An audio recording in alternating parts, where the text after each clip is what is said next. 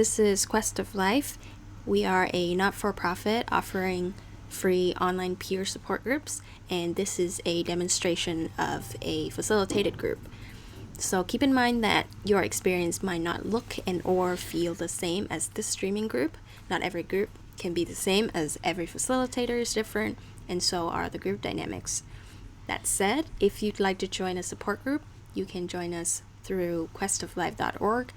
And if you want to support us monetarily so we can run more free groups for more people, please also do that via our website, questoflife.org. What's up, everybody? What up, chat? How you guys doing? I'm gonna give it to Anne first. How are you? How was your last week and a half been?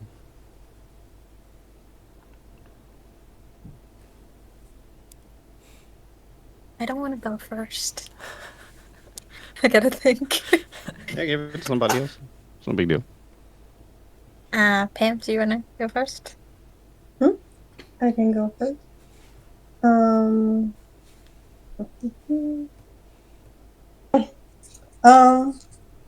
I am feeling neutral or maybe apathy, I'm not sure. And I have been, I think I would say I've been living in a blur the last week because I have not been doing much. But at the same time, I would say I am excused because I have been sick the last week. But it's still affecting me, being sick and not being able to accomplish what I'd like. And then I had a job offer that didn't go through. So I've also been grieving the rejection of that job offer because I thought it was a great opportunity. But something along the negotiation made it. We said fall through, so we didn't agree on the what's it called, like the contracts details. So I will continue to look for other jobs, but I definitely had to grieve that one because I was really looking forward to start.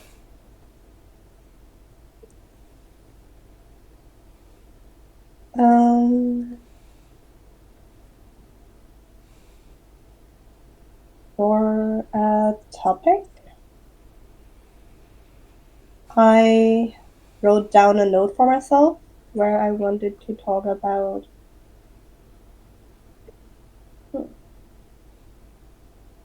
why I am convinced that every time I pursue my desires, I will fail.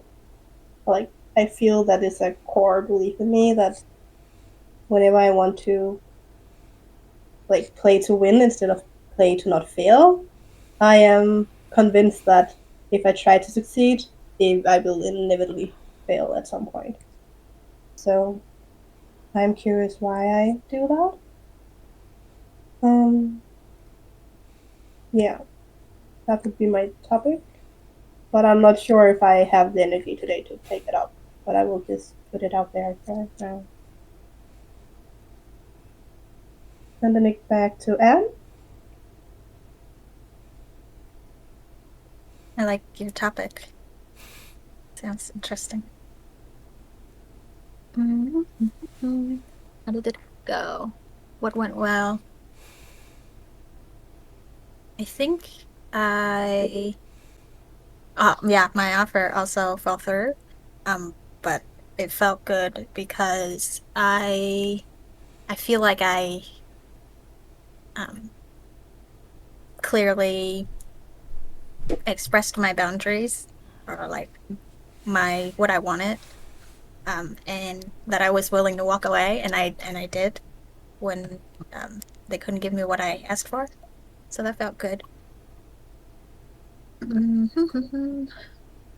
What didn't go well was the last few days. Actually, I've been procrastinating on this very specific task. And I was thinking about it yesterday, about Pam's topic. I don't remember what week, about the pressure. I was thinking about why it's hard for me to do this one thing. It's because I feel like I have to do it. And then I happened to watch Dr. K's stream yesterday about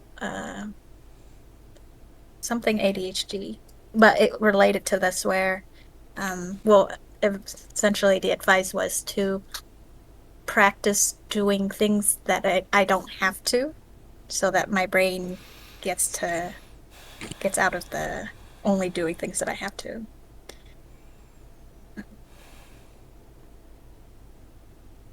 Yeah, but I guess I still have to figure out why and how to do that task that I've been avoiding.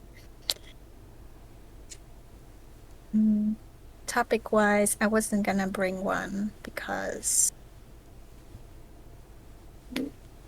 I was in hot seat last time.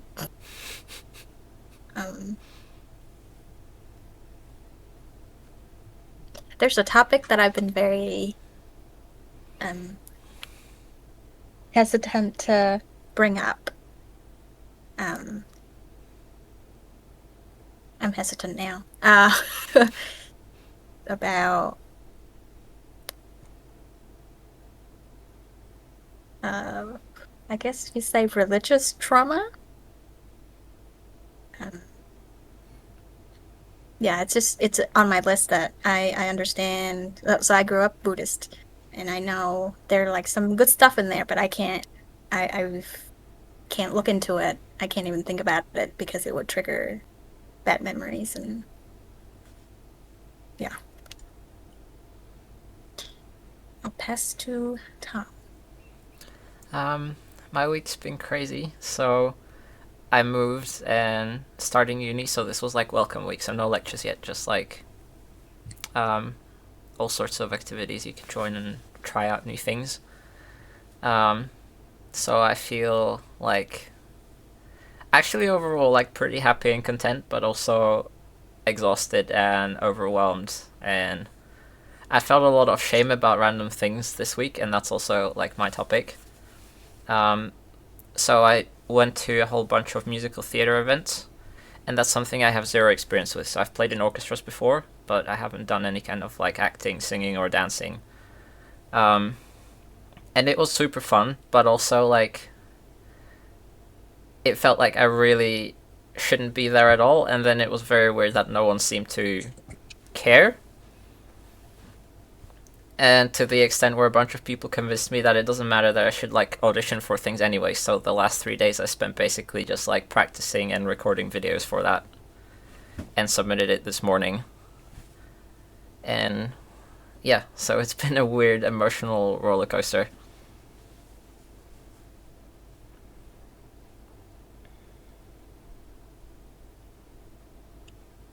And I think the topic Would you is say shame that comes from like past experiences, not from what's actually going on.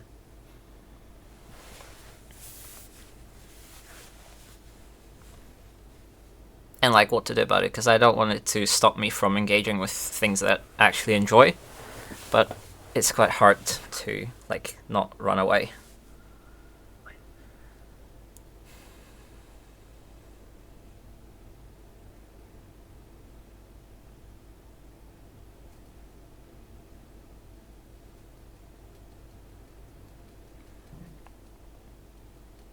cool? So, purely based on process of elimination, Pam is sick and doesn't want to talk about their topic. So, because last week. So, Tom, what do you want to do? Why did I see this coming? We can talk about I my was gonna topic. say, Oh yeah.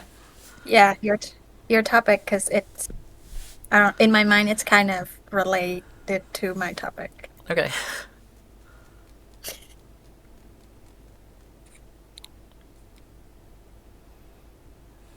Cool. Yeah, so Tom, what do you want to talk about with your topic?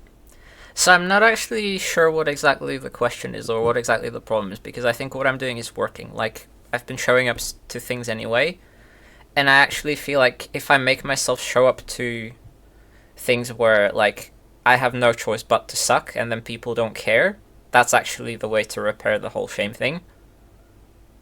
But it takes so much, like, mental and emotional effort to do it.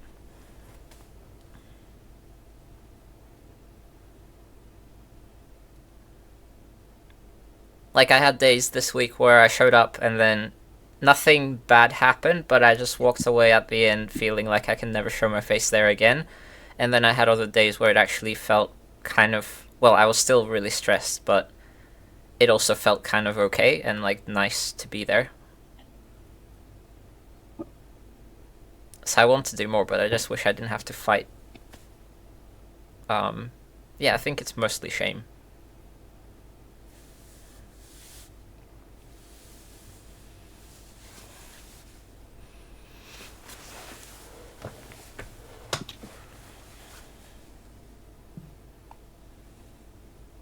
Cool.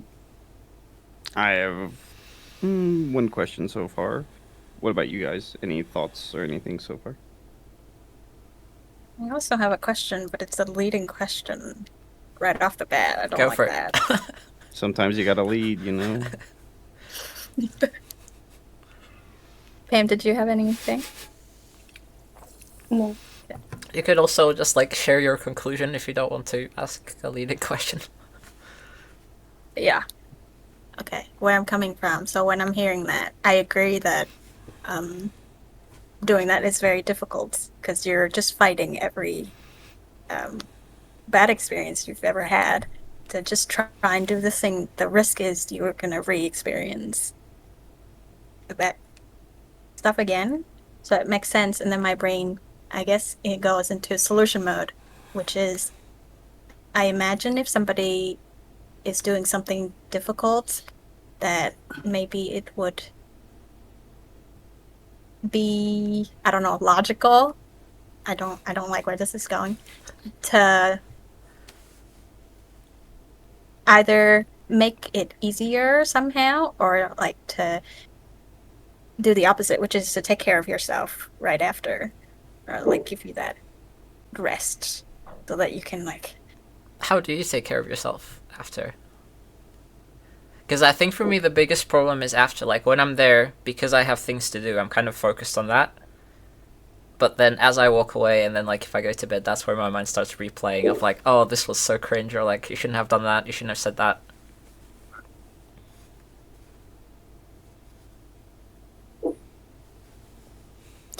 So that's the difficult part of this experience, not the doing the thing, but the Well, after. both. But I think the after's worse.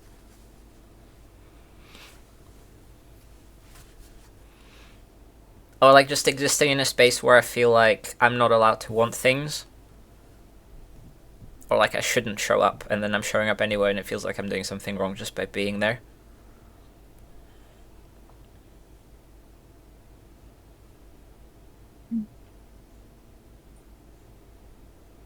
And I also can't trace it back to specific experiences. Like there isn't anything that pops up. It's just the vague sense of like I'm not supposed to want this, I'm not supposed to be doing this. And also like I suck, so that makes it even worse. I guess that adds another layer of like I don't deserve to be here either.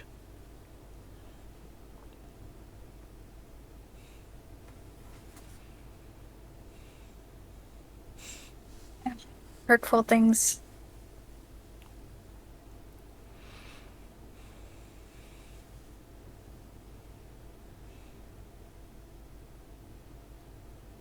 I'm in a different mood today than usual. I think like if anyone relates, I would actually really love to hear it.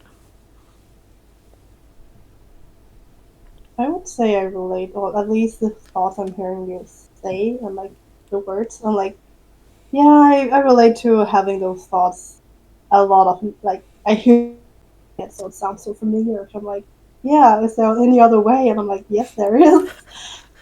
But yeah, that's the thought process. Like, so like for me, it's just I relate a lot, and my first thought is it really sounds like imposter syndrome.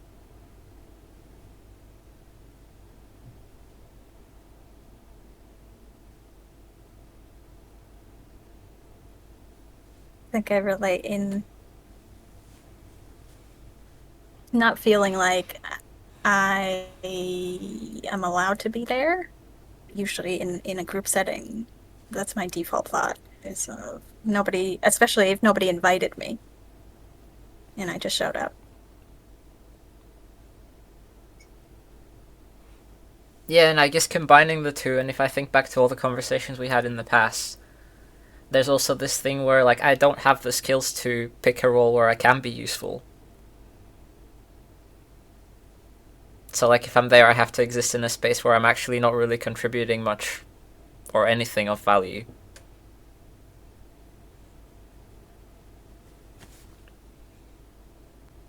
What's your initial goal usually to go there? Mm.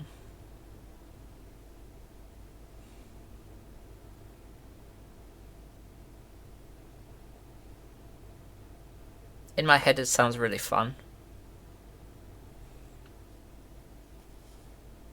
It's a very vague, non-specific, I really want to and I don't know why. Like something about it feels right. Also in terms of like freeing myself from the shame, it feels like the right thing to do. Because everyone's so welcoming and like okay with me not actually contributing.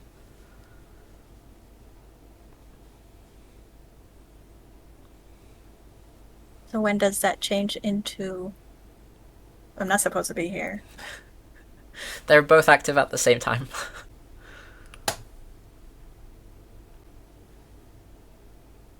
So I feel like I'm not supposed to be here and I see that no one actually cares.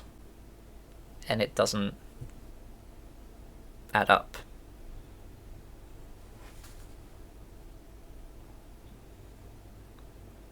Even more than no one cares actually, like people are actively helpful, which also doesn't make sense to me.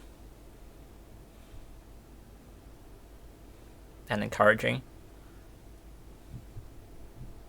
Like usually I feel like I have to go home and practice and get good and then I can show up.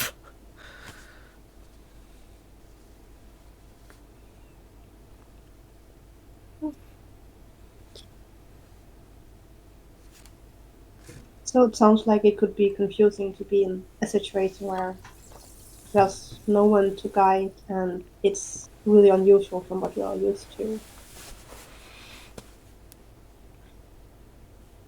Yeah. But actually there are people there to guide. So I went to a singing workshop and it was just like a group thing, but I was so lost. Like I had absolutely no idea what I was doing, and someone literally like came up to me and sat next to me for the entire hour to help. And that also like it was great, and then it ended up being fun, and I could sort of keep up. But it doesn't make sense to me that someone would do that. Are you sure? Feel like you could explain that. Like why people would do that.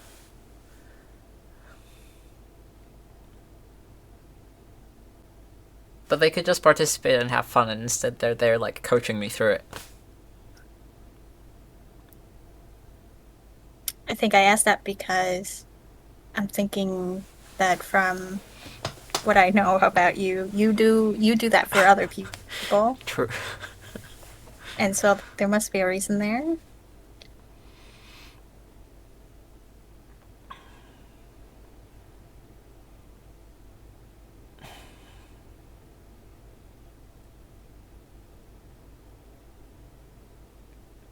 I guess in my mind it's okay to do that for other people, but not for me. Like I'm supposed to be the person that helps.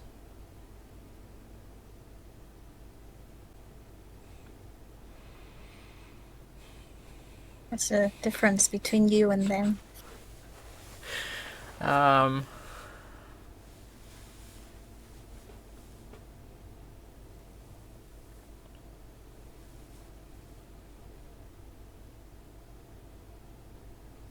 Do you want logic or how it feels?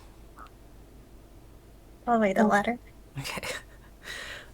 So with how it feels, I think it's that I have a lot of data that rules that apply to other people don't apply to me. Like, that's how it's been growing up. So it feels like, well, there's got to be something different. I don't know what it is. But people have been treating me different.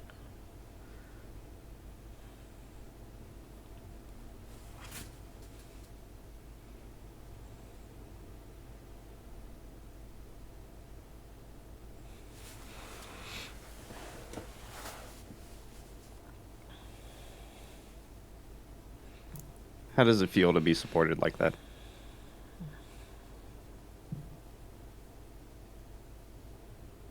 Good and uncomfortable at the same time. Like, I felt really grateful and I had fun, and then I felt kind of... Did I feel guilty? No, it's not guilt. It's, I'm scared that it's a fluke, or... Like...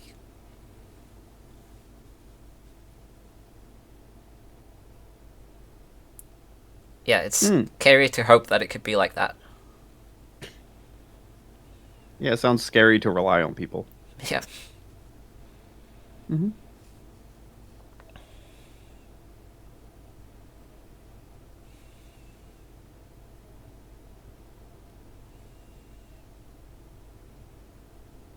If you were able to rely on the people there, how would that... Yeah, how would you feel about it?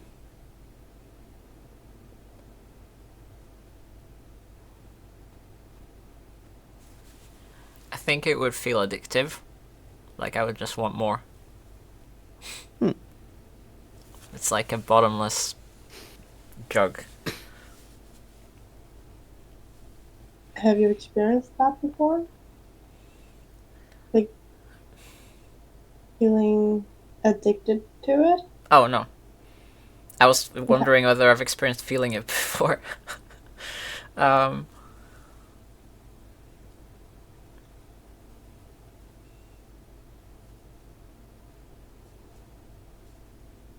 only experienced it when it felt earned. Before this week.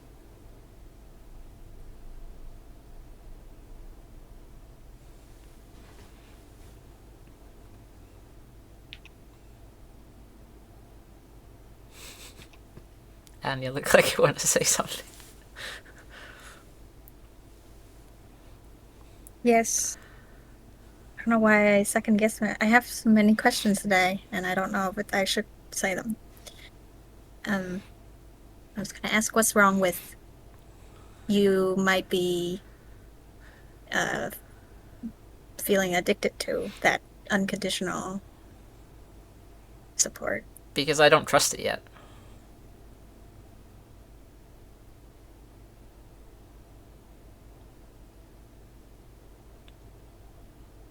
Okay. Like, if I allow myself to need it and then it goes away, that would be harder than not needing it in the first place. Like, it's easier to keep it as a nice bonus. I think maybe because it was interesting you used the word addicted. It seemed like it's bad that you would be addicted to it, but maybe not. It's scary.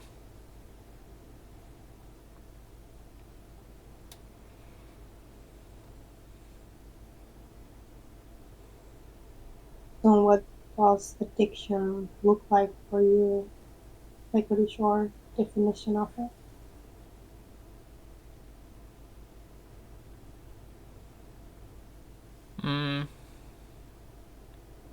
I guess it would just feel like I can't get enough of it.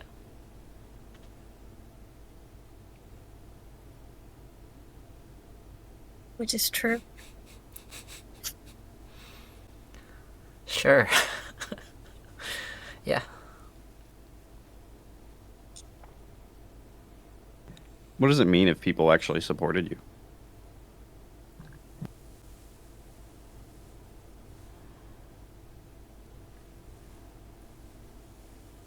In this kind of way, right?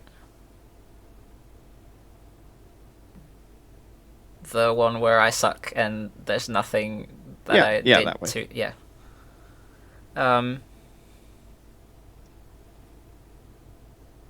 I don't know. It doesn't make sense to me. That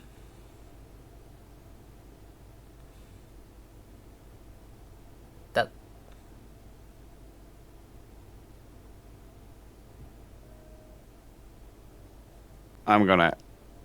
This question might not make sense. Is there something? What word am I looking for? Is the subject of this you, other people, or just how things work?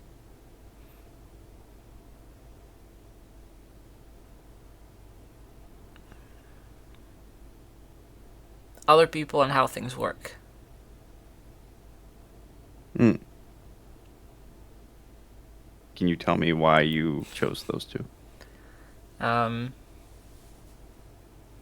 So what doesn't make sense to me is why other people would want to invest time in me when they have no reason to.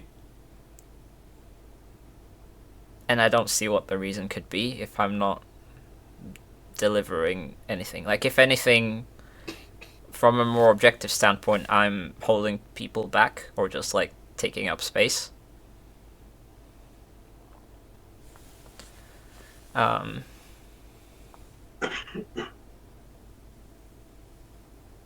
And it's not like they know me and we're friends, so that's why they want to help. Like, we're complete strangers, and they could pick any other stranger in the room who's also doing more and doing better.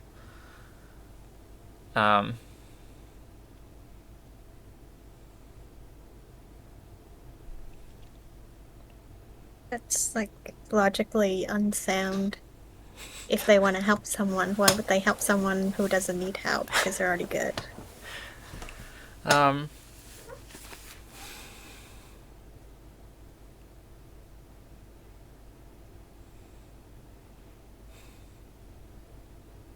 But I don't see why they like. How would they be there to help someone? Surely, like, they're there to have fun and perform,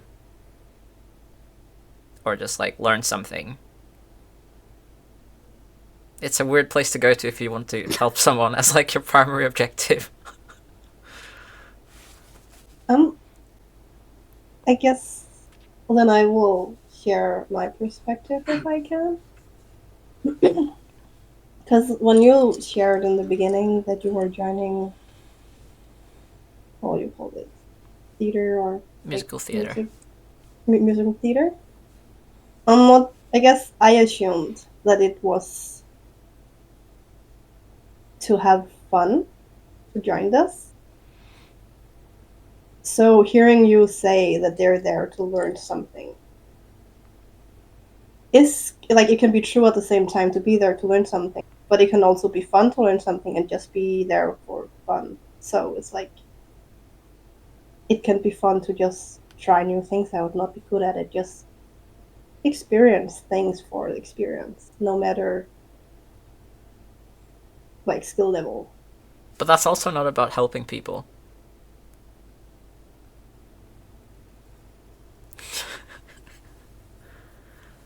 You help I guess people. I would say it's feels good. because it comes from your mindset that it has to be like a purpose. Like it has to amount to something. So like what I'm seeing is your mindset comes from that place. But there needs to be something. It needs to be.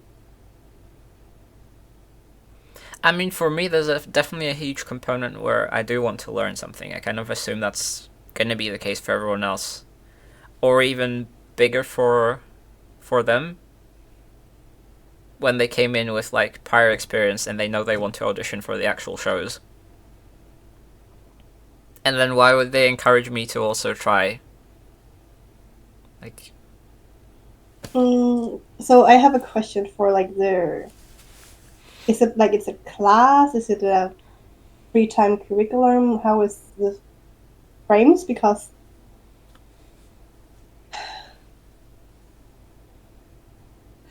because sometimes I'm not sure if the setting is like a social gathering, like for example that is something called social run, so you would come to run but the purpose is to be social. I guess there are two components to it. One is like part of it are workshops where you kind of show up. It's not audition. It's definitely supposed to be fun, but also like I went to a dance workshops where it's like for an hour they teach you something. And it is very work focused. Like there's not much time to chat other than before and after and during like a 5-minute break. And then same thing with singing. And then the other part is auditioning for stuff that's like for an actual production that will happen in January. So like that's actually quite serious, I imagine, and quite. I mean, it should still be fun, but like when I was in orchestra, we were there to work.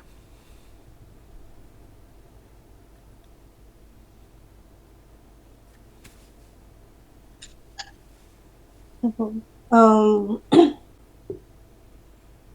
well, I guess I can say from my perspective, because I'm not like into musical theater and play like for the purpose of it, I would do it for the purpose of being social with people. So my perspective is that if I were participating, it's for like the purpose for me would be to meet people, and it would just be to hang out, learn other people, get to know them. So that is just to give a perspective that there could be other things than the sheer purpose of wanting to join and learn a skill. Mm-hmm. Because then, for me, for example, if I saw someone that joined for the first time, well, then it would be to help them, because everyone starts somewhere, and if it's that person's first time, like kudos to that person daring to show up, because they are like it's the first time, and that's always like yeah, like nice when people want to try new things out. So I would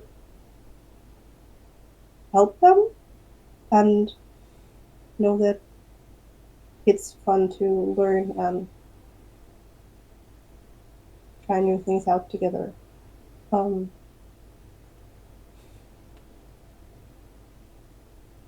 Yeah, and I think for me it would also be like I want to help people that are new, because, as I said, we're all new and start at some point, and I would like people to help me if I was in the same situation. So for me, it would be empathy and my values of helping people that would drive me to help and wanting to meet new people.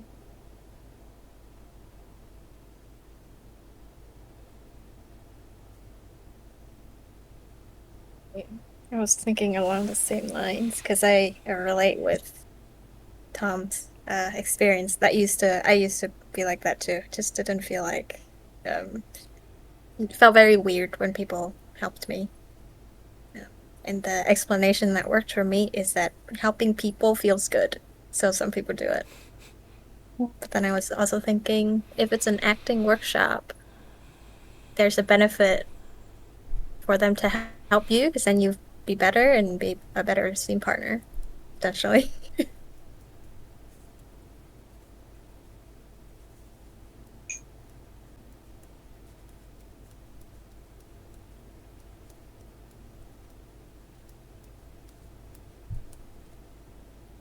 I have no idea how to respond. Want to share how you're feeling or any thoughts coming to mind? I think confused because I guess it makes sense.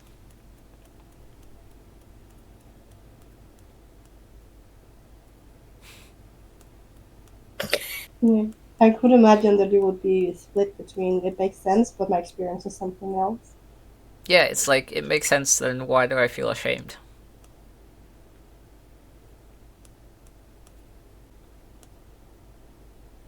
Something you'd like to dig into?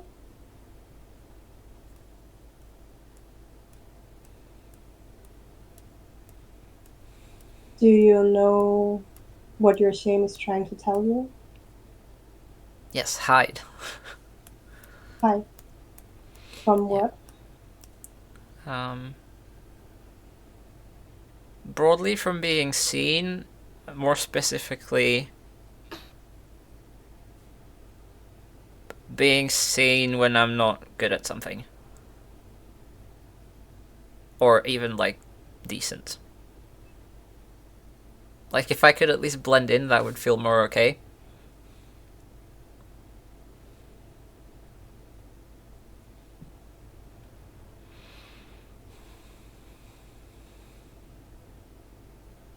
Can you share more about that option of blending in?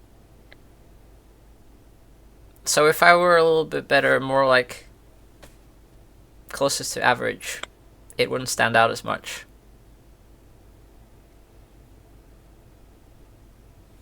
So being below average stands out in a bad way. Like average and below average, like there. Yeah. Why can't you show people your skill level if you're below average?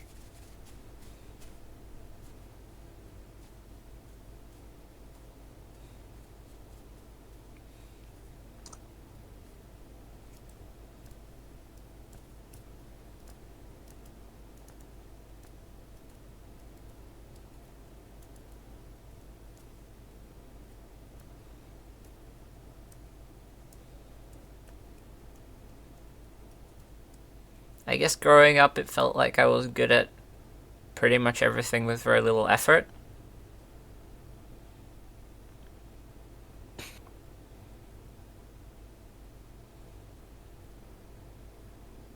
And except for social stuff, there I had nothing going for me. So in my head, I think I thought I was making up for that by, like, performing at school or in sports or other things.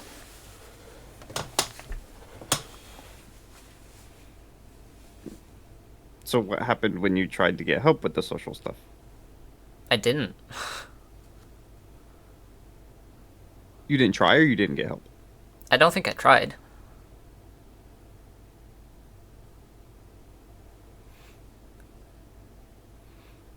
I just remember avoiding it. Like, some of my earliest memories are not wanting to talk to someone.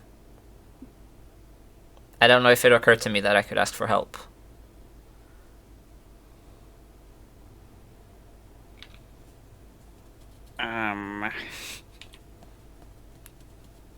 Do you have somewhere you would like to go with the conversation? Because I could just like, yeah, like Go for it. I could say something about that. Okay. Uh, what does that make me feel?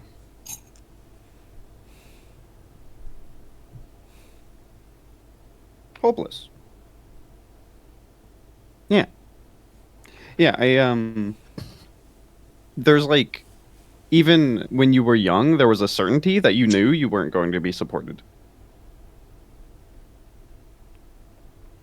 Yeah, and especially with the social stuff, that actually fits because I felt it this week as well. So on, like, one of the first days, I went to just a general welcome event where they talked about everything that was going to be on this week or, like, this term.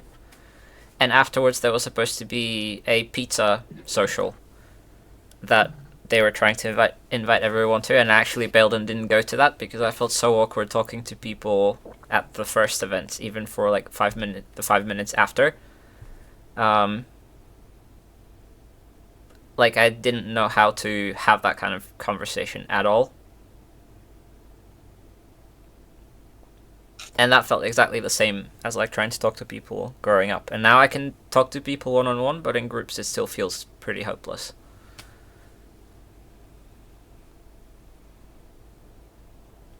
Does it still activate one-on-one?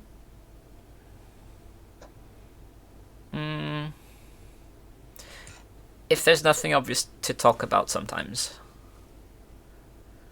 Okay.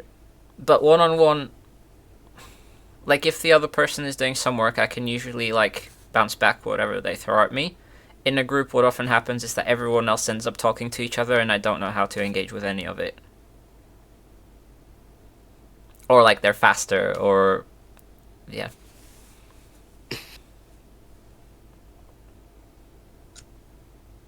Yeah, I'll say something and then I'll toss it back to the group. Actually, two things. One is before the stream actually started, you mentioned like not wanting to get back into programming and like programming. Like when you hit a wall, it's like deeply awful, and it feels similar to that. Like when you don't know something, it's so hard to approach it. Uh, yeah. What was I gonna say? Yeah. So you're trying to learn difficult skills, and you are going to be inadequate because they are hard skills to learn. Like learning how to communicate in a group, learning like how to speak authentically, learning how to dance. Like these are things that are like difficult. So you needing help is actually the default, but you're not allowed to need help. So then you're just kind of screwed. Yeah. What I came up with is I started approaching the people who were just standing around, like, awkwardly not talking to anyone, and that made it easier. So, like, I decided I'd be the person to reach out to other people who are struggling in the same way. That's how, like, the rest of the week was more functional in that sense, or, like, I didn't leave early after the first day, but it still doesn't solve, like, it's just a way to avoid the problem entirely. Yeah. I think that is actually a pretty effective way to avoid it. Like if you want to go the avoidance route, I think that's a good way to avoid the problem. Which isn't a bad thing. It's actually not super bad to avoid things that you don't know how to approach, but Well, I was thinking if I got all of those people into a group, maybe we could figure it out together instead of trying to join in with the ones who are already, like, super competent.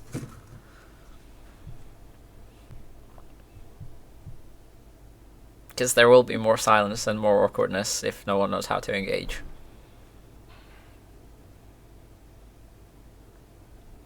interesting. I like that strategy.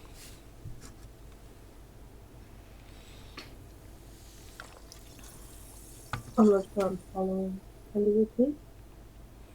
Yes, I was thinking I could basically start a group with all the people who are kind of just not talking to anyone. Hmm. And that seems much easier to navigate, but also that's more similar to, like, what it's like to run a group in Quest of Life. Like, it's a slightly, well, it's a very different skill set, because I realized this week, that's the other thing, I'm really disappointed that, like, these skills from that I learned online don't actually seem to translate to real life much at all. Yeah, I agree. Like, it at least in group settings and in like everyday today scenarios, because what we're doing in group is much more in depth and much more personal and intimate than you would talk with a stranger on the day.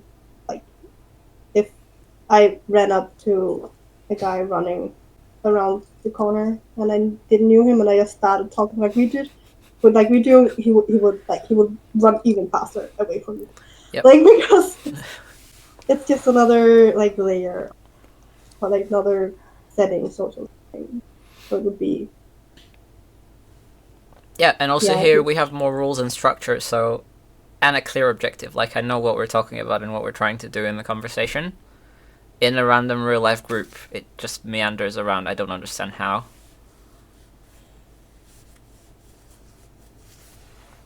Like, there doesn't seem to be a point to it.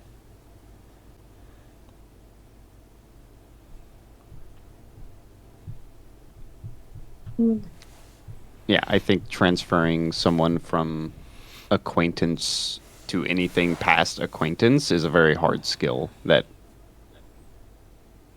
it seems that people either get it or they don't. And if you don't get it, it's very difficult.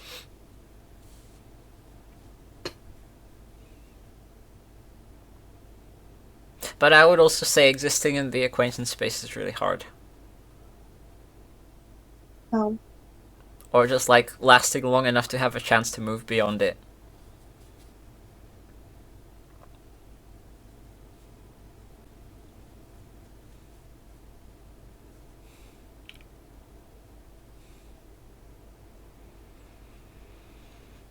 What's hard about it?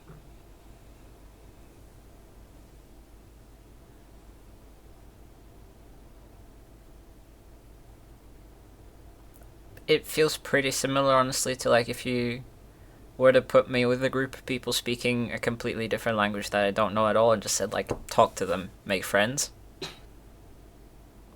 It's like I don't know where to even start.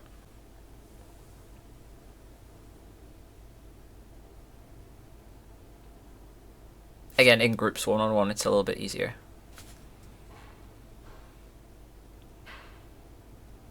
Even if like it's something really obvious in theory where we're just going around asking everyone like what do you study, I have no idea when I'm supposed to, like when it's supposed to be my turn, and I don't know how I'm supposed to know that.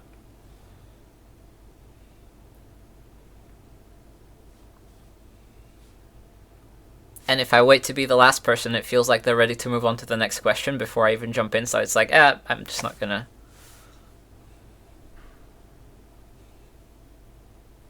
Have you tried that? Because that sounds weird to me. I've tried both, yeah. I guess can I come with I guess for why that might happen? Hmm? So I imagine that if like because it confuses me because I see two scenarios. Either it's like a formal presentation and it's like facilitated, or it's like a common logic that if what everyone should present themselves, everyone would be like go through it.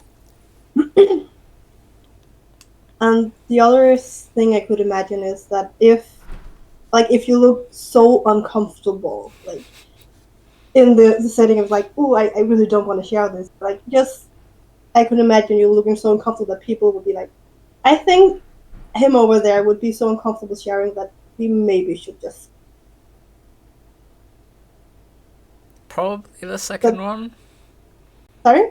Probably the second one, because it's like if you're waiting for something to start and there's like 5 people talking, and just like trying to get to know each other. I think that's closer to the second scenario than the first.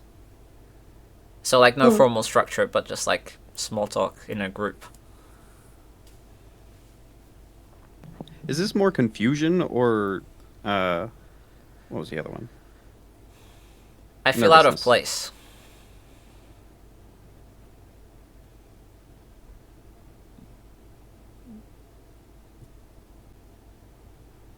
What emotion is that?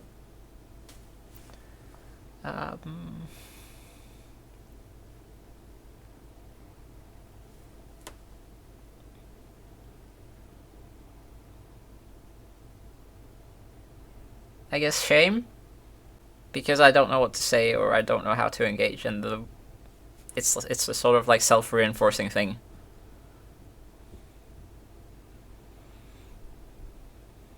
Yeah, it's interesting. You not having clarity evokes shame, which is like that's just interesting. Like it should evoke confusion, but it evokes shame.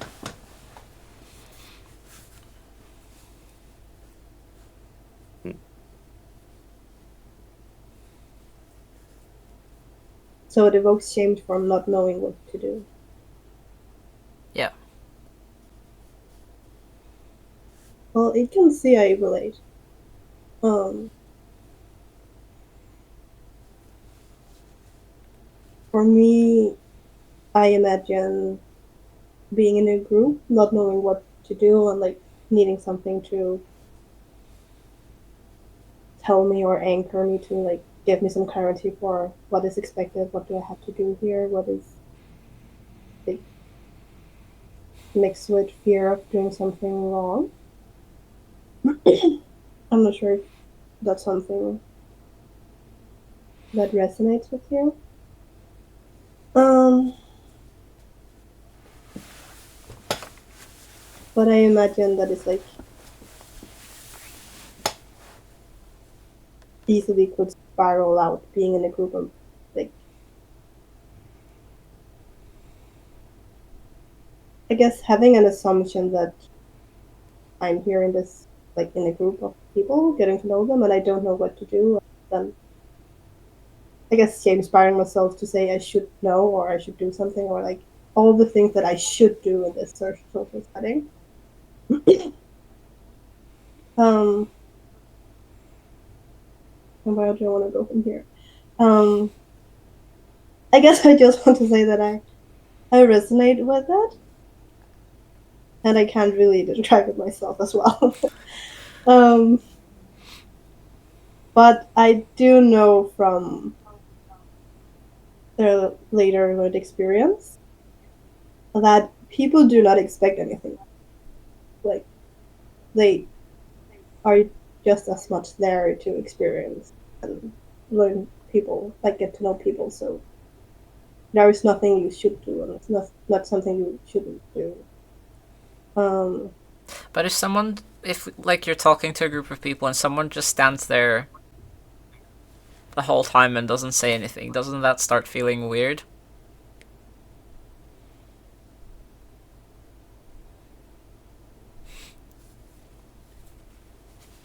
yeah, I would say so, but it does not mean that you should do something. That doesn't make sense to me. I relate to, yeah, like the whole thing with groups. My conclusion is I don't like these unstructured group things because of that reason. I find people to be less considerate.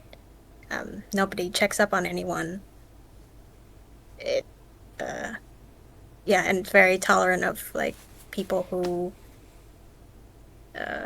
are on the more narcissistic side. So if they're louder and talk more, then everybody just listen to that person. Nobody stands up to say anything. It's yeah.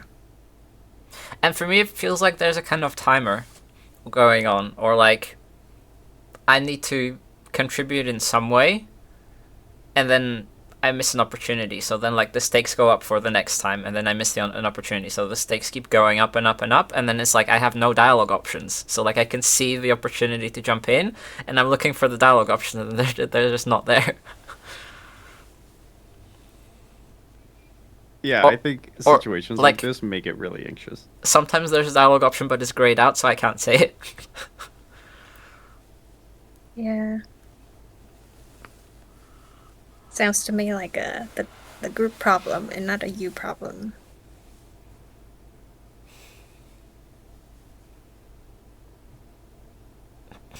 Yeah, I find there are some group dynamics where there's like a battle for power that's happening. And it's like people are like fighting for airspace, and like if you don't fight for it, you're just like there's no space for me at all.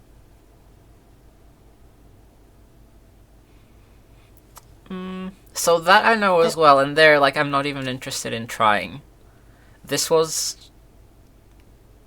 was definitely space here. It was more like, I don't understand the conversation. I don't know what the rules of engagement are here, and, like, I can't figure it out, so I can't participate.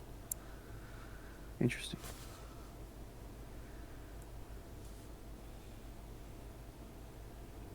I'm also now curious about those rules. Yeah. Like it's now like What are narrowed they? down. I don't know what they are.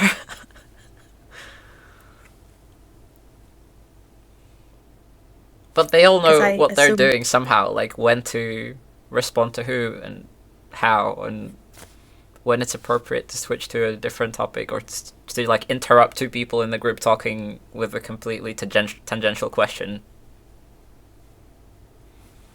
I've asked somebody, I've interviewed somebody who seems like they know what they're doing in these situations. It turns out they don't know.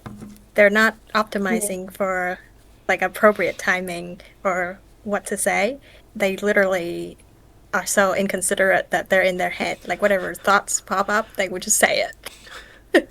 Yeah. That's terrible.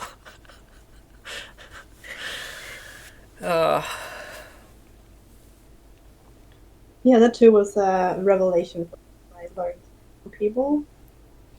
They like that's their go-to not instead of thinking about what to say, their go-to is, well, just share and see where, like, does it stick? How does it land?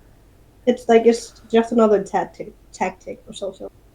But then what do they get out of the conversation? Because that sounds like it's just about speaking and not like. It's an attempt to, yeah, engage. Like they don't really care if what they say land or not. Not in like they don't really care, but they don't like, for them that's what's worked for them to try and engage with people. But why would I want to Like, share something if no one's interested in hearing it? because they hope that people would be interested in what they're sharing, and they don't care if people don't care about it. They're like, hey, let's see if, like, they share something and see if people like grab it or engage with it, and if not, they're like, okay, it didn't interest people, let's try to talk about something else. I find that they have a lot of experiences where people listen. And so their default is they believe that people are listening to what they're saying. They're not really thinking about whether it lands or not.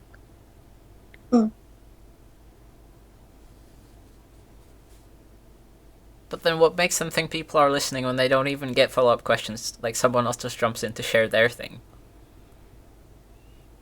That it is,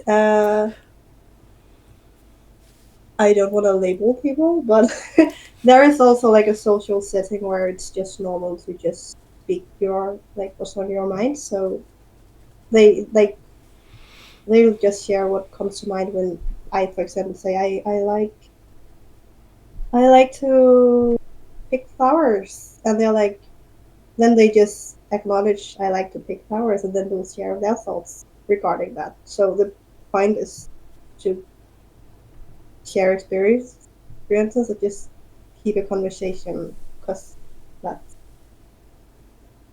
engaging for them. Like the opposite is that some people do not like silence, so they will talk to keep the silence away because they're uncomfortable with silence. Where the opposite might be that too much talking can overwhelm someone else.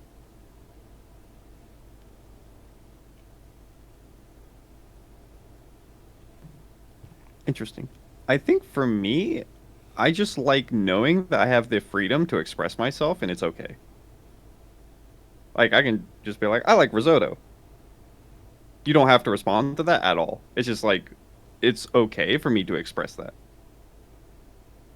So it's Mm. interesting that like Tom's like hard focused on like being listened to and heard and stuff. Like sometimes it's like just about expressing yourself. Where does that come from? So hmm? What makes you want to express yourself in that way? uh it feels like I'm ugh, where does it come from? Uh just me. Like I've been like that since I was a kid. I'm like, I like toys. And then if someone else is like, I like toys, I'm like, whoa. Like I guess it's like an opportunity to connect, but the original intent is for me to just like express it. I don't know where it comes from. I've always been like that. There was a period where I wasn't, but as a kid I was definitely like that. I So believe that it's a thing that's normal. Like not to label it normal, but it's like, I think that it's, for me, natural to just share what I like, and not like not what's it called, worry about how I express and how it like is received. But with that, I'm also saying that, like, it's because I'm split, because I kind of resonate with where your question is coming from. um, um, And my take is that I learned that expressing myself was dangerous growing up. So that's why I stopped expressing myself, because I learned that it was not okay. But to begin with, that was just something I did without thinking about. That I That's why resonate with. Hmm. Because I think for me it feels like the more I care about something, the more I actually want to keep it to myself. Because otherwise people can try to take it away. This is why it's hard to connect. Because, like, the things you actually care about, which are the things you connect with, that you don't share. Yes. Which is, like, valid that you don't want to share it, because it's, like, terrifying.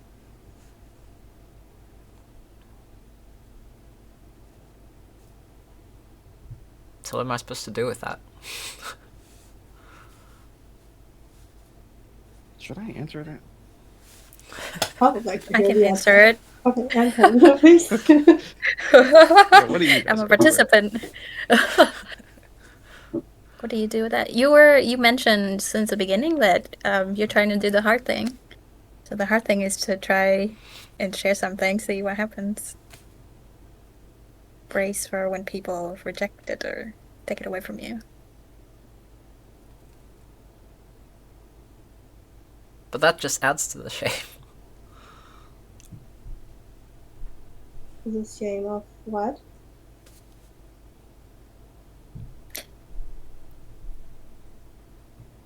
Like, I know with my dad, for example, when I get really excited about something and I start talking about it, more often than not, he'll respond with, like, all the things that could go wrong and why it's not going to work.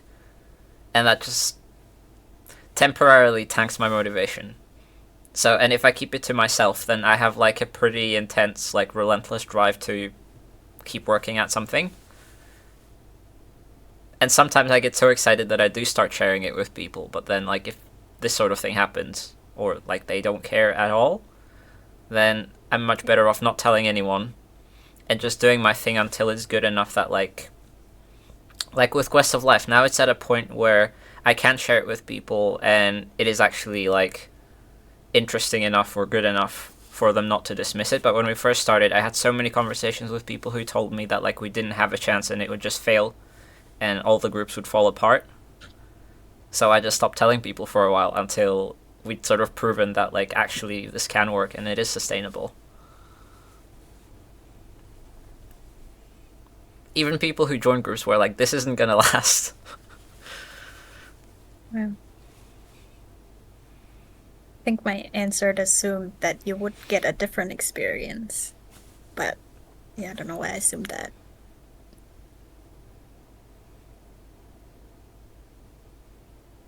So occasionally I do, but that's why I tend to wait until I see, like, I might share a tiny bit. Or, like, sometimes people will just, or, like, I just do the thing and then people notice that, and then if they're interested, they'll ask a question, and that kind of opens the door to actually just share. But if I just throw stuff at people, usually they don't care, and if anything, it makes things worse for me.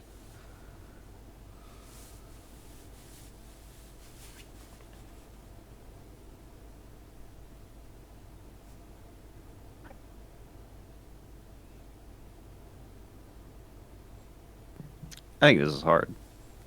Because I think you're right, actually. And I also think it's really hard to...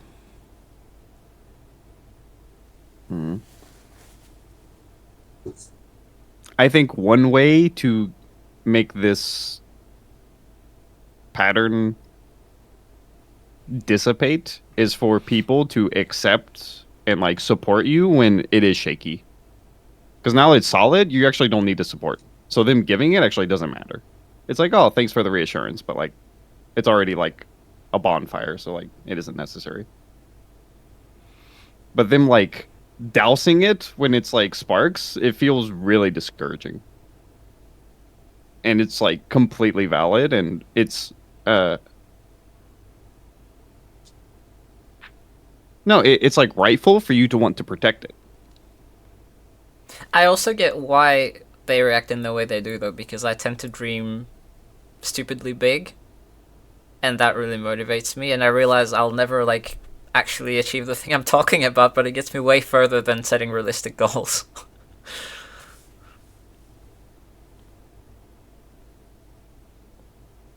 So I also get why they're like, that's too ambitious, but also like, if I don't believe in that, then how am I ever going to create anything that matters?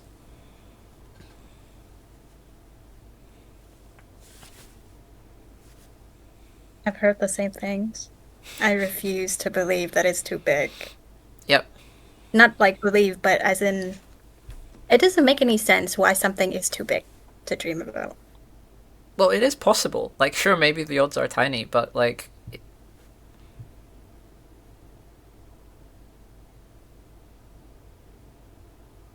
I think the odds are tiny for people because they're not dreaming about it. fair.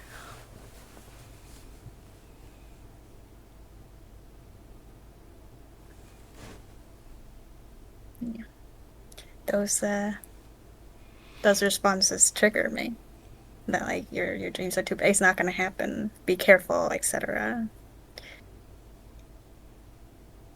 Yeah. Would you like to share more about your experience? Yeah. Well, yeah. My mom.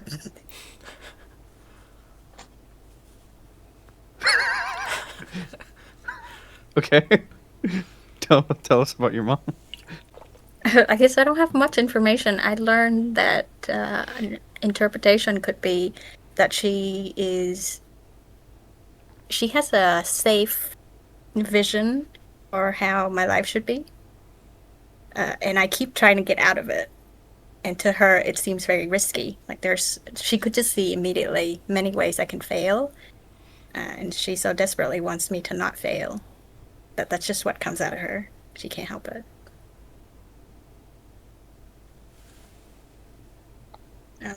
Yeah, and because she's busy, like telling me, warning me, that she doesn't actually have time to think about how I feel when I hear what she has to say, or what that does to my psyche.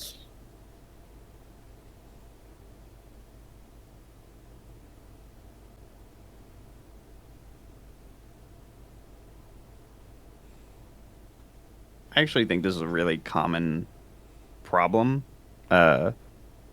It usually happens from an authority place, but also happens with friendships. But it's like, if I was in your situation, I would be anxious. So I'm going to project my anxiety onto you and like, hey, you need to fix this because I'm so anxious. Like, and it's like their projection of their anxiety silences you because it's safe to do that. So they're like, it's actually about them feeling safe. Like, oh, if you didn't, like, if you gave up on this, then like, oh, that's so much better. I feel relieved. Because like trying and not having certainty would spark more anxiety for them. Like, it's awful because they're like, yeah, they're so attached to you. Ugh.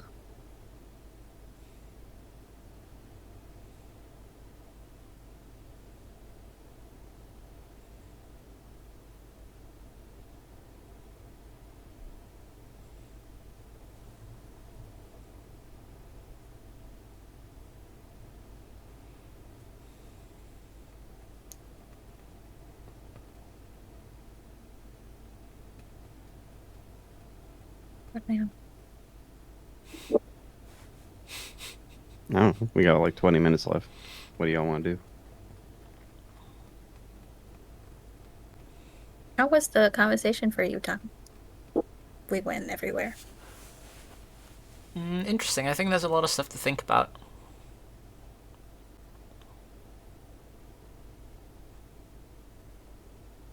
I always wonder when people say that. I get that there were a lot of like interesting paths from the conversation, but do people actually think about it after?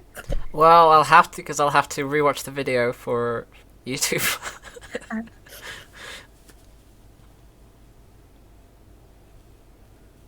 So yes.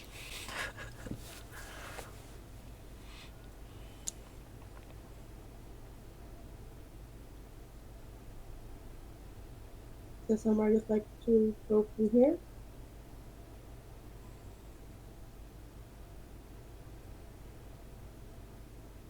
I don't know, because now I think I actually feel mostly confused more than anything.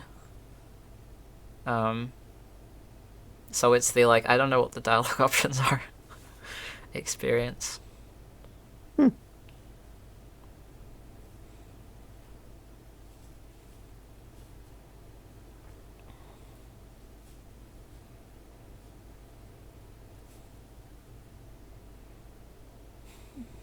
I'll take over for a second and then replace us.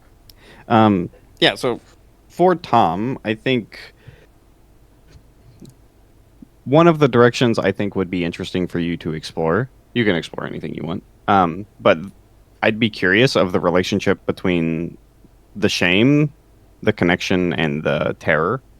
Like how these three emotions interact with each other, and how like there's like the what would that be? The like excitement of wanting to connect, but the terror kind of like silences that, and then like sometimes the like want to connect actually wins, but you feel ashamed about it. Like what the hell's going on here? Like they kind of like interact quite a bit.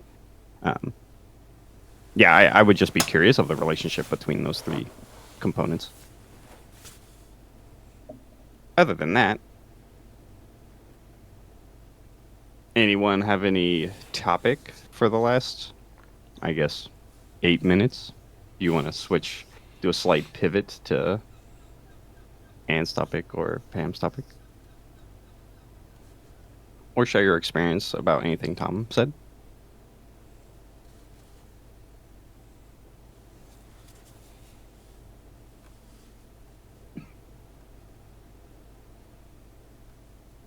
I'm thinking I'm also confused after the conversation, mainly because there wasn't a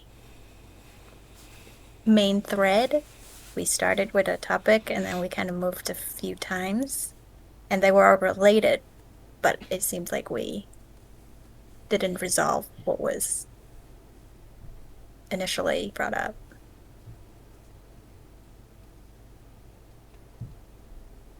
And also, yeah, in my head, like, the dots are not connecting for me.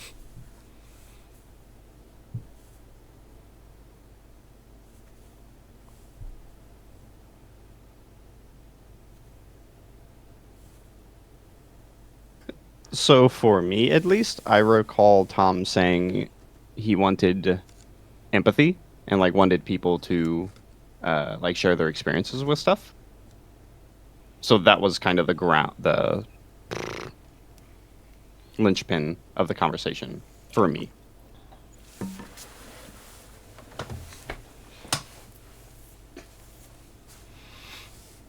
Okay.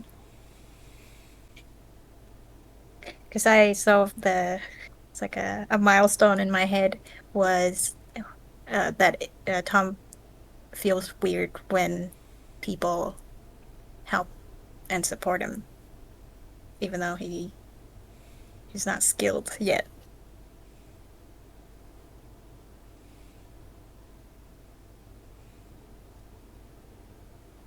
Yeah, I think there's a lot here. Oh, as in like your thing, what you said and what I just said doesn't actually connect. It's just like a part of the bullet points. So how the conversation went and for me was I was exploring and then I realized, oh, Tom wanted empathy, so I tried to pivot back to empathy. That's what happened for me. Yeah.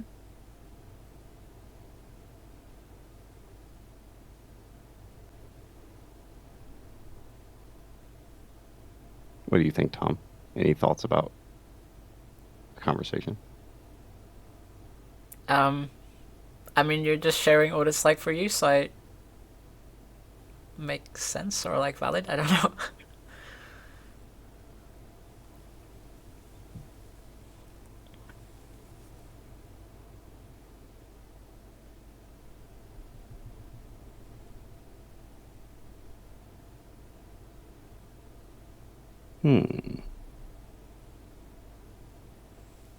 Ah, ha ha ha ha. I know. So I'm feeling a building nervousness because, from my experience, this was kind of like just a conversation. I didn't think there was something we had to get to. So, was there like something we were supposed to get to, or was this just a conversation to like kind of just chill and explore stuff? I don't think I had anything specific in mind. It was the like I don't know what exactly the problem is because I think just doing more of what I'm doing will actually help, but Yeah. it's been hard having to like feel all the shame this week.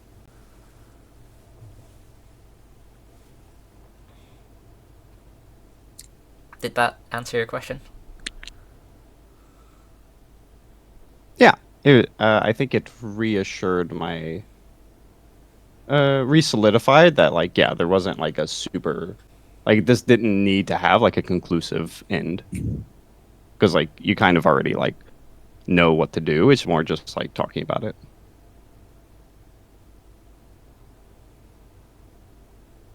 If any of you have any insights though, like I would be interested in hearing them, but also if not, that's cool.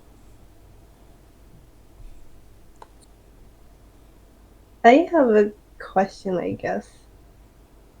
To how are you feeling after these situations where you're like challenging yourself to put yourself in like out there and then going back? Because I'm hearing it like you feel that it's like you feel that it is helping and you feel yourself moving forward, but you also when you come back home um like experiencing like a lot of emotions and piled up thoughts and like what I would call afterthoughts. um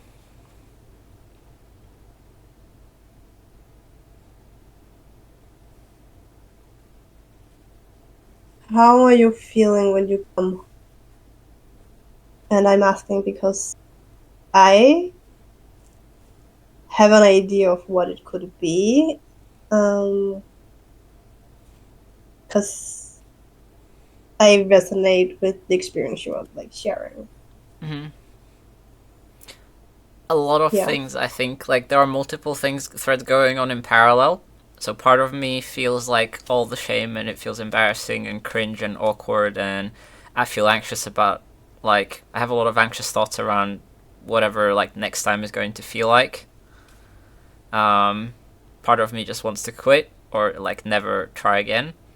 Then there's another part where I feel kind of happy and content and excited and also like very determined and motivated to just like practice and do more, and I'm kind of like desperate to try again ASAP. Both like the stuff that I'm actually learning and like that's really fun, but also like trying to show up even though I'm scared to. Like both of those things. Yeah, part of me is super determined to just like keep chipping away at it. Another part of me feels grateful for like the new experiences I actually have there. Like sometimes I felt little snippets of where it feels like, oh no, actually, like maybe I can belong here. Like people are okay with me being here, and that comes with a lot of confusion. So then sometimes when I come home, I feel very grateful to have met those people or like whatever interactions we had. It feels really good. Yeah, those are the main things. And they're all kind of there at the same time in like different combinations. Also depends on the day.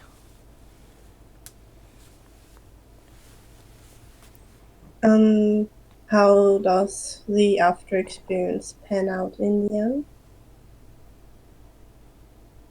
If that makes sense to us. Well, I ended up submitting those audition videos, so I guess good. Mhm. Yeah, it results in a lot of action. Also, pretty consistent action. Mm.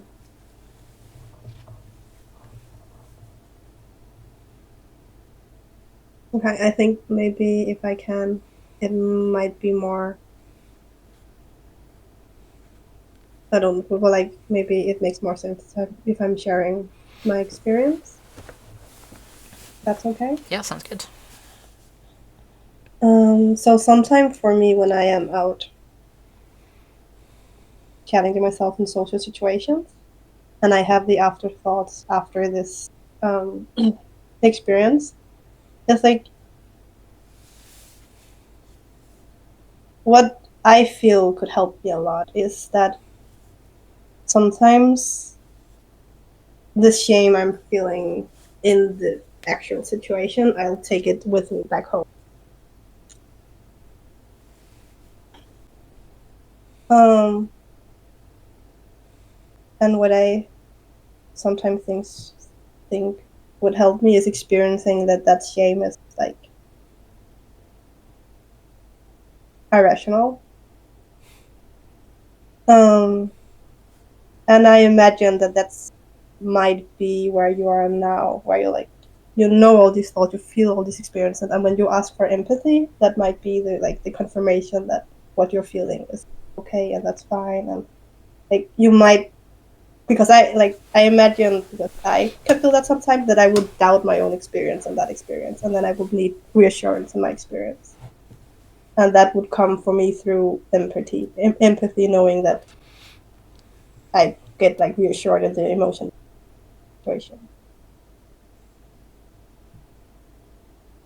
Yeah, that makes sense. Or even just like exploring both sides. Like I spend a lot of time arguing myself on both sides, like arguing with the shame, then like having it argue with all the good things. um, and sometimes I'll believe one, sometimes I'll believe the other. Hmm.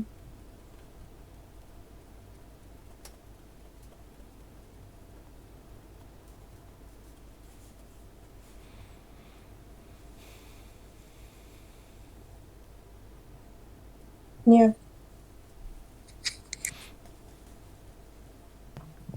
Cool. Well, I guess we'll just pivot to checkouts because we only have a couple minutes left. How's everybody feeling?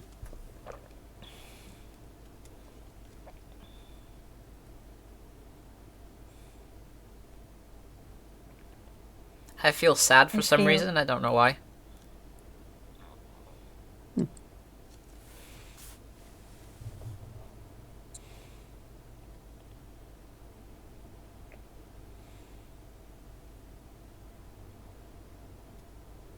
gonna say I feel resolved. Um, the whole conversation, I noticed it at the very beginning that I think my default is always like I'm trying to solve a problem, but then today it felt like yeah, like a conversation. So at the end, I was very confused about like how full this was for Tom. But then towards the end, that little bit there feels like, oh yeah, I forgot that when I heard that you were uncomfortable and confused about all these things, that needed to be fixed, but it didn't need to be. It was fine that you were feeling that way. Yeah.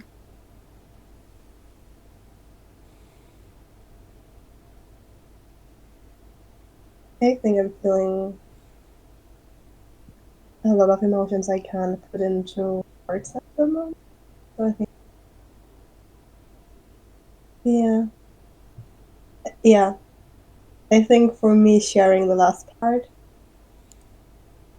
was coming from a place I haven't yet myself. So that's why I'm like, no, I'm confused, but in a good way. Like it's yeah, for me, it's something to reflect on, and it definitely opened up to some emotions I haven't shared. Yes.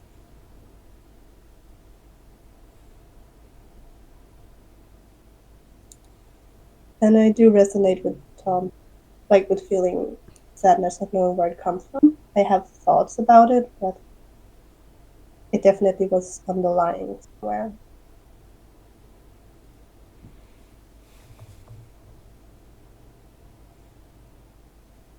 So for me, that would be an interesting thing to dig deeper into or take up at another session.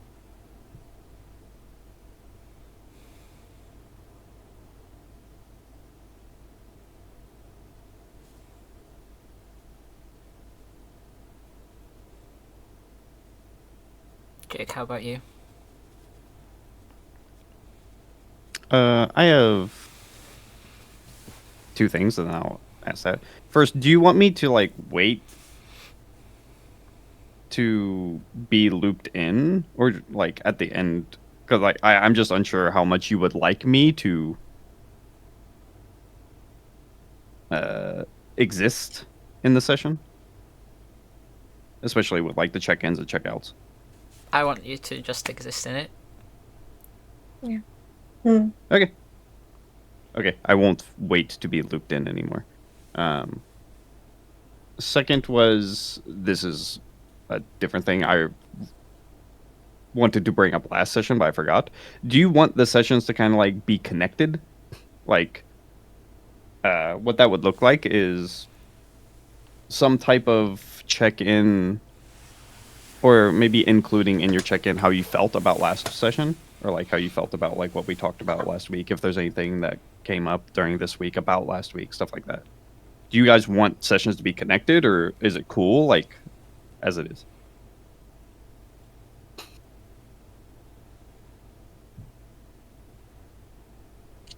Honestly, I have no preference.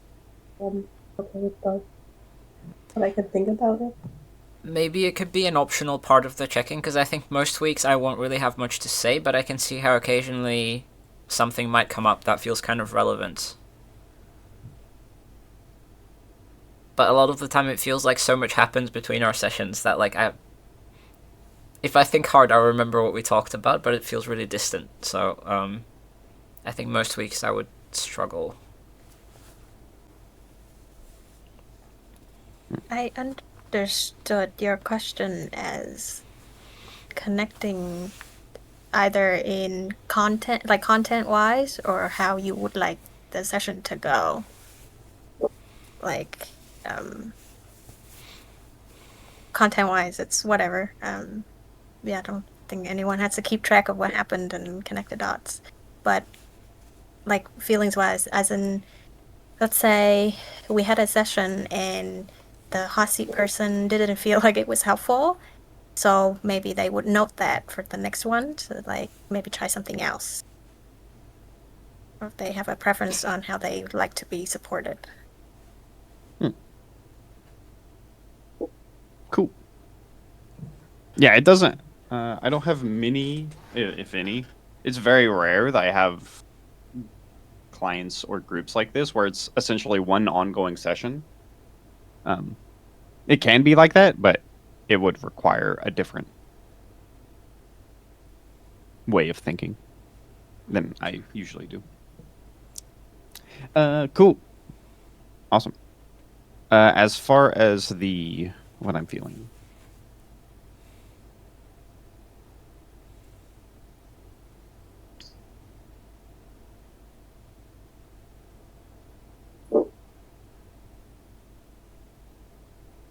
I am feeling a low simmering nervousness.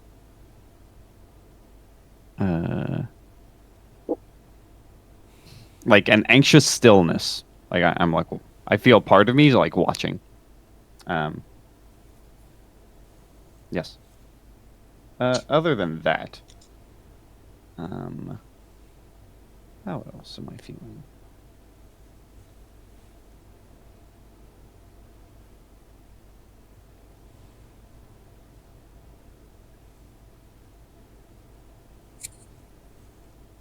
That's pretty much all I'm feeling, actually. So, Can I? I was curious about the sadness too. I don't know what it's about. Huh? I don't know what it's about. Oh, the sadness. Okay. I can cool. put into it what it is for me. It is. Like, for me, it's sorrow not having the safety to feel that I can express my emotions. It's like that's where it stems from. Yeah.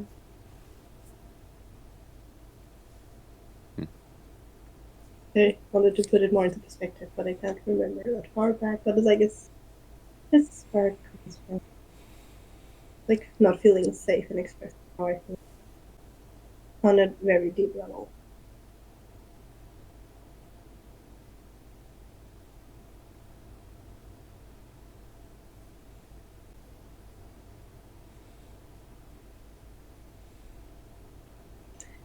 I think for me, That sounds it's interesting to talk about. yeah. I think for me, it's a slightly different flavor. It's more to do with that, like, I still feel disconnected, even though, like, we're talking and sharing and everyone's empathizing.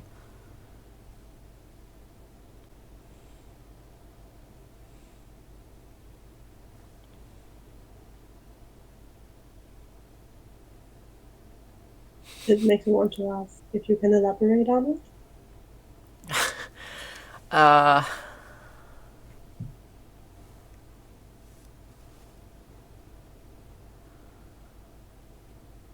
do you have any questions about it? I'm not sure how to elaborate.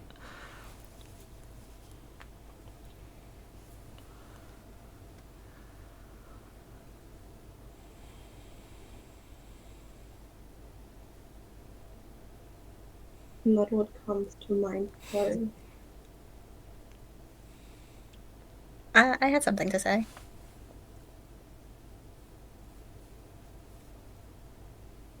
I think it makes sense that you feel sad that you didn't feel connected, even though, like, all the ingredients to connect were there. And also, I wanted to say that I still,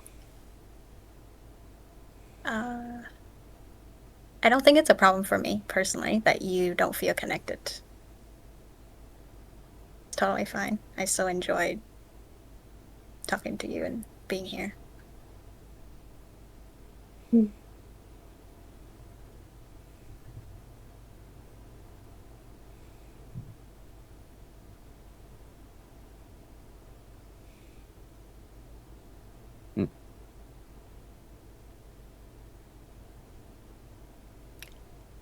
So we're over in time. I'm not sure what you guys would like to do. If you just want to end it here, or like you want to put a pin on this for next time, or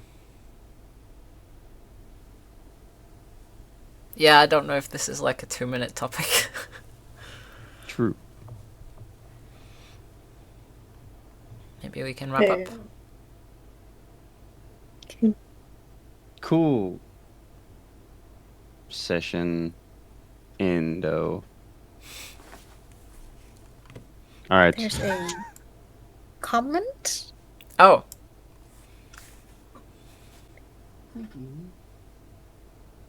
Okay, I'll read it. Someone said, actually, celery apple. I can read that. Okay. Celery apple said, in my experience, when something social feels addictive, it's when a need is filled directly.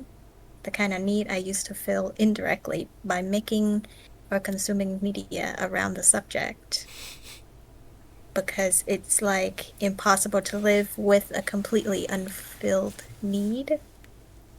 That said, what are your ways to fill that need indirectly, which allowed you to live without that addictive social situations in the past?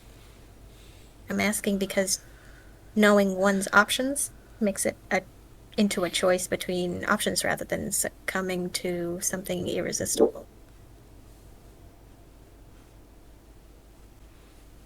I feel like I know who this person is now. Maybe I will ask them. Dun dun dun. They are spot on. I don't know the answer. I'll have to really think about this. Running groups is definitely part of it.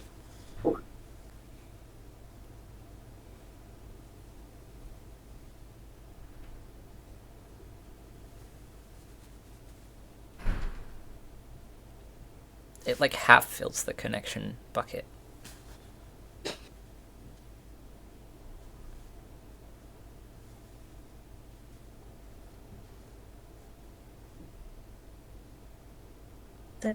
I think that's all I've got for now.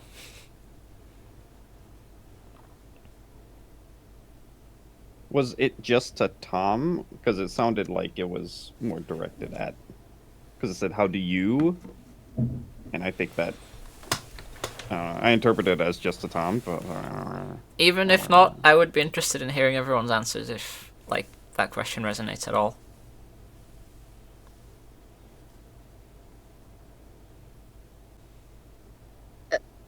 I don't know about you. That was a lot of text, so my brain was busy reading. I agree.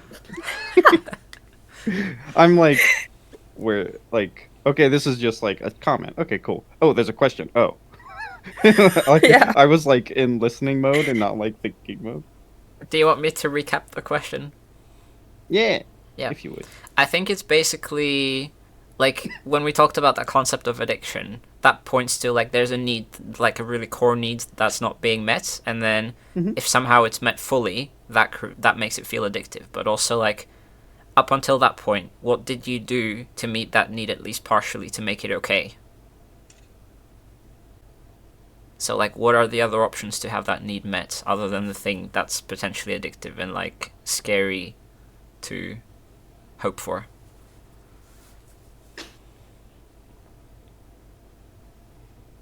I think if you're starving, any type of the need being met will be addictive.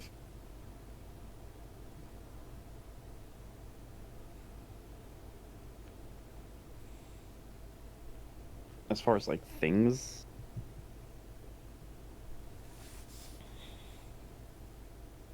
I personally would interact with people and then it would like take over me and I would feel like really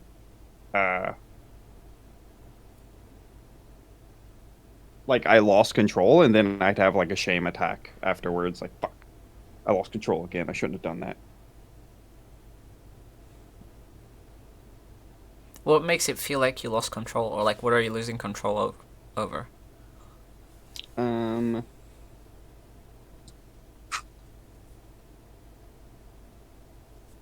what am I losing control over? My ability to how do I word this? When the thing is active, I overpower people a lot. Like I'll just interrupt them. I'll like I have something to say, let me talk. And it's like it's very hungry and it's like I need to speak. And when that happens, it tends to cause like it kills a lot of the mood. And then I have like the shame attack like oh fuck. I did it again. I don't want to do that. It's just like this like visceral thing that occurs.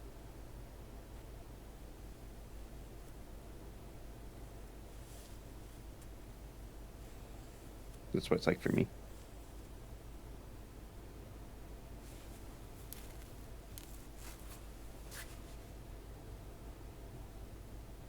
Was this question specifically about the need to connect? Not necessarily. Then I can't answer because it's different needs, different answers. How about you, Pam? I'm not sure.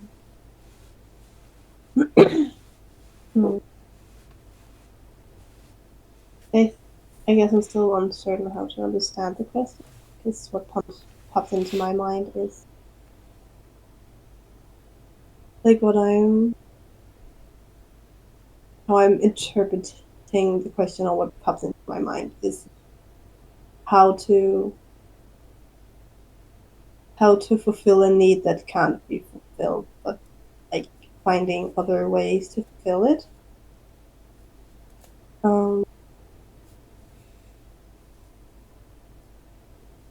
Yeah.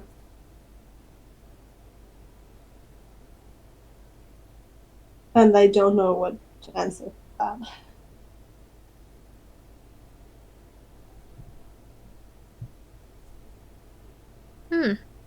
Okay, that reminds me of there's what is it called? Like Internet and Technology Addiction Anonymous. Is there addiction in there or just not anonymous? There's a group online, and I went through that, and it's something like this. One of the steps is to figure out what need am I trying to fill with technology, and then break it down, and then see how to get it from elsewhere.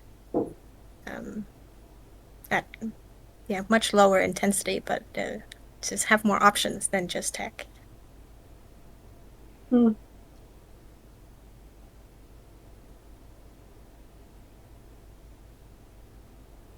Okay, with that mindset, I would answer the question with, I guess I would answer it with texting friends, just saying hi, or give them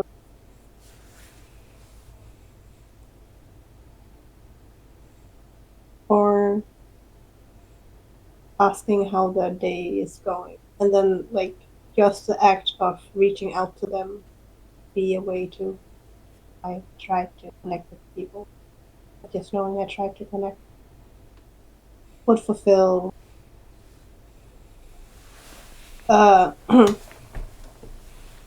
I guess the hopelessness I could feel about not feeling connected. So it would not directly fulfill it, but it would be a way toward. So therefore, it helps.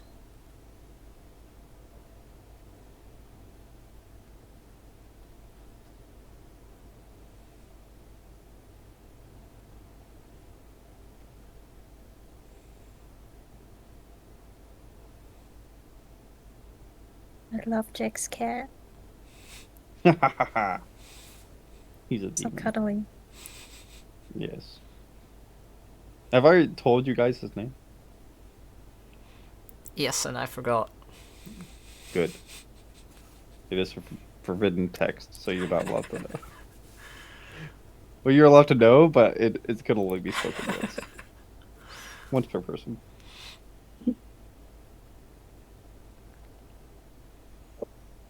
Cool. Any final thoughts, or shall we wrap up? Wrap up. I don't got anything else. Cool. Well, homies, that's it. Bye. Guess I'll see you later. Bye. Thank you for watching. Again, if you'd like to join a support group similar to this, you can join us through our website, questoflife.org. And if you'd like to support us with our mission, please consider donating and or volunteering. You can also do that via our website so that we can run more free groups for more people. Thanks.